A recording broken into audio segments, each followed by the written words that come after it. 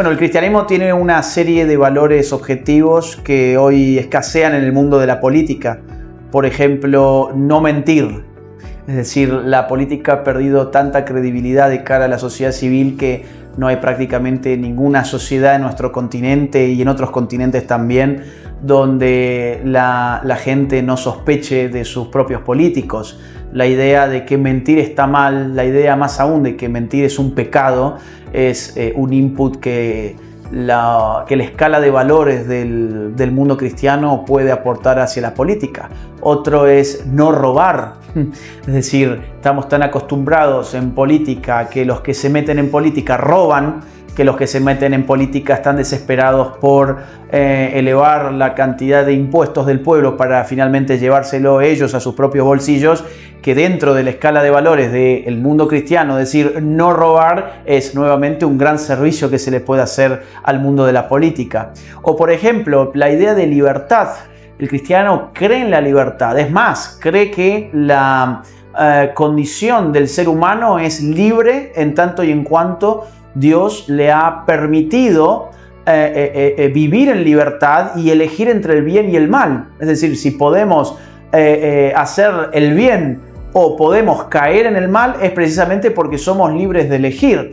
Esa idea de libertad en política es más necesaria que nunca cuando tenemos tantas instituciones opresivas, tantas regulaciones, tantas intervenciones, tanto político, tanta casta, tantas funciones en el Estado que nos dejan escuálidos, que nos dejan sin ninguna iniciativa, sin ningún poder de elección. Y por último, menciono una más, es que podríamos estar acá todo el día en realidad. Menciono una más, el valor de la vida, la idea de dignidad humana en la que cree el cristiano está hoy ausente de la política.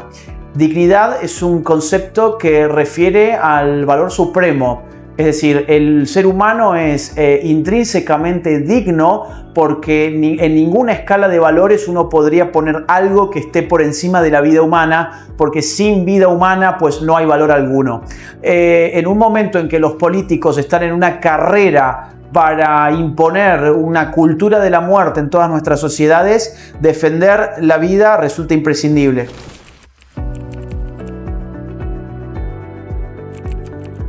Mira, yo creo que tenemos que encontrar siempre la manera de poder hablar en dos lenguajes. El lenguaje de la fe y el lenguaje secular de la política del siglo XXI.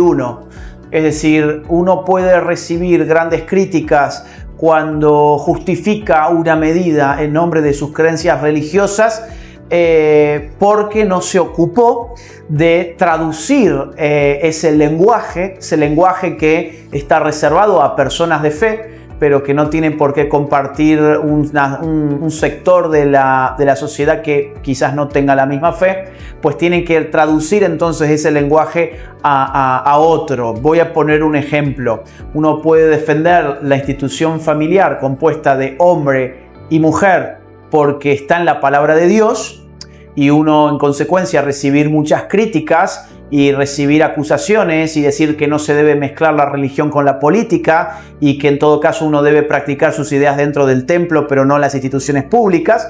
Pero esa persona, además de haber dicho eso, podría haber agregado otro tipo de argumento, como por ejemplo, la familia es una institución compuesta por hombre y mujer porque solo hombre y mujer puede dar vida y sin reproducción de vida no hay sociedad sostenida en el tiempo. Esto es un argumento que no se apoya en principio de manera directa en ninguna teología en particular, en ningún texto religioso, sino que es propia de la razón humana y de la evidencia empírica. O por ejemplo, uno puede decir, estoy en contra del aborto porque matar es un pecado mortal y la fe cristiana cree en el valor de la vida humana desde la concepción. Bueno, en realidad uno podría defender exactamente lo mismo diciendo por ejemplo, algo más o menos así. Desde el momento de la concepción hay vida humana porque el ser humano aparece como una entidad genómicamente autónoma en el momento de la concepción, descubierto esto por la genética más moderna. A partir de ese momento, eso que ya es un ser humano se desarrolla como ser humano porque tiene ADN de ser humano, distinto al de mamá, distinto al de papá, y por lo tanto debemos respetarlo porque es un ser humano y por lo tanto tiene dignidad. No hice en ese sentido ningún argumento religioso y dije exactamente lo mismo.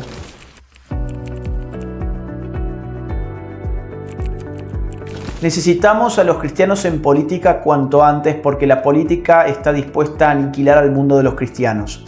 Eso es lo primero que diría. Necesitamos a nuestra gente en política. El gran problema es que nuestra gente, la gente cristiana, ha sido tremendamente engañada por lo que yo llamo la ideología del laicismo.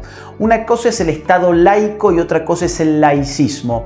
El Estado laico es el Estado moderno que separa la religión del poder político a través del reconocimiento que hace este último de la pluralidad de credos en la sociedad. Es decir, ¿cómo se forma el Estado laico? Con el reconocimiento de la libertad religiosa. El Estado laico acontece después de las guerras de religión del siglo XVII, un poco también del siglo XVIII, y termina cristalizando en el respeto irrestricto de la libertad religiosa de los ciudadanos. Eso es el Estado laico. Respeto a la libertad religiosa de los ciudadanos. El laicismo es otra cosa. El laicismo es la ideología según la cual la persona de fe debe vivir dos identidades distintas de acuerdo en qué espacio físico se encuentre.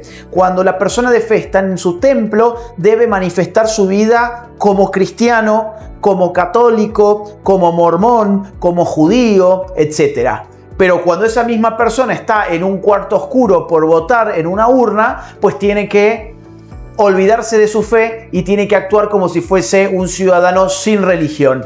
Eso es un absurdo porque no podemos mutilar nuestra identidad. Lo que tenemos que hacer es armonizarla. Tenemos que entender que la fe nos da una serie de creencias, valores y conocimientos que son dignos de ser llevados a la política democrática, y que en la política democrática tendremos que aprender a hablar en un lenguaje secular porque necesitamos los votos no solo de nuestros cristianos o de nuestros, digamos, de los fieles de las mismas iglesias a las que nosotros vamos, sino que necesitamos el voto de personas que pueden ir a otra iglesia o que quizás no vayan a ninguna iglesia pero pueden tener los mismos valores que nosotros.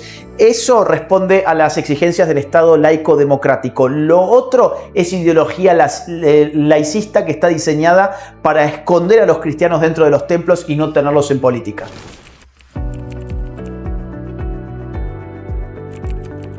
Mi legado: una serie de libros,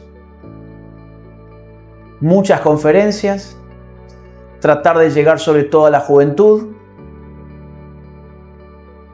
difundir argumentos, pensar argumentos en defensa de una serie de valores que los podría resumir como vida, familia, libertad, propiedad y patria. Son los 5 valores en los que estoy sumamente enfocado porque creo que son los más atacados y los que necesitamos rescatar. Mi legado: chicos que están hoy estudiando ciencia política porque les he impactado con mi trabajo. Mi legado: vidas que se hubiesen abortado. Hay muchas mujeres que vienen a mis conferencias, muchas de ellas me han confesado, me han agradecido en realidad porque se toparon con algún material mío que les hizo cambiar de parecer y decidieron tener a su hijo y no matarlo. Familias que estaban rotas y que empezaron a recomponerse a través de ciertas ideas que encontraron también en mis libros, en mis redes, en mis videos, en mis conferencias.